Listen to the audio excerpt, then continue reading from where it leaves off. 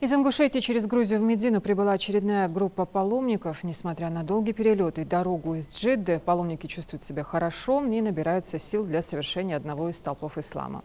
Они отмечают, что на всем пути их сопровождали руководители хаджа.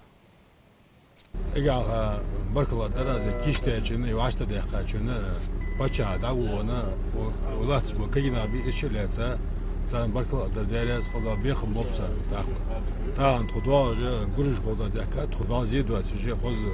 dudu Musa halkıyana tondi dizi to işdir hakaçız diye bir şakış metki sıçviz metki Allah'ımız metki keçiş yan keçiş bu bep konuştu başlık başladı değerli kola sidul başladı şunu başladı zak ettiğin Bugüne kaldı herhalde elhamdülillah Kasım'da bugüne kaldı çok baskılar bilardo atışta mojne fakat gelse diye işte çok dağlar şeylere o airport'e olur airport ciddi hadakır الصلوج حماس حق ده gelse bir